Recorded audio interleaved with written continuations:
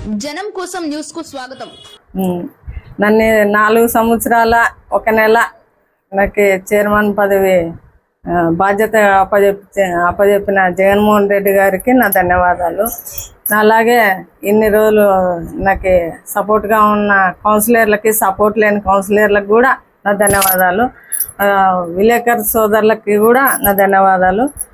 Office అధికారులకు, అటెండర్లకు, అందరికీ, municipal ఆఫీసులో అందరికీ నా ధన్యవాదాలు. అలాగే వాటర్ హౌస్ వాళ్ళకి, శానిటేషన్ వాళ్ళకి, వర్కర్లతో సహా మరి ఎలక్ట్రానిక్ వాళ్ళకి అందరికీ నా ధన్యవాదాలు. ఇన్ని రోజులు నన్ను చైర్మన్గా ఆదరించిన ఆదోని పట్టణ ప్రజలకు ప్రత్యేకంగా నా ధన్యవాదాలు.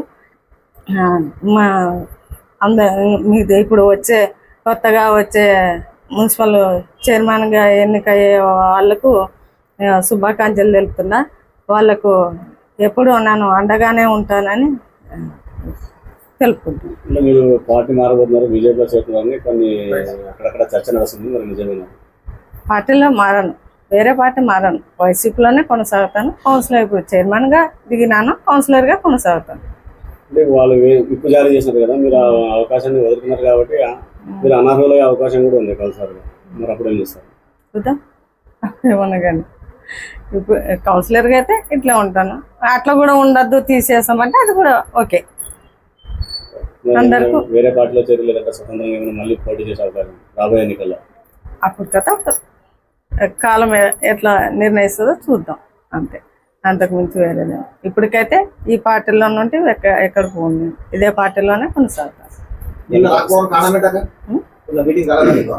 దానికి కోరం ఉన్నారు కదా, ఇంకా నేను వచ్చి ఏం చేయలేను, నేను ఒక్కదాన్ని ఉన్నారు కదా, వాళ్ళకి అందరూ ఉన్నారు. నేను ఒకటే ఇంకా బలపరిచయం, వచ్చినా ఒకటే రాకున్నా ఒకటే. ఆడ ఇంకేముండదు చెప్పు, వచ్చినా ఒకటే రాకున్నా ఒకటే.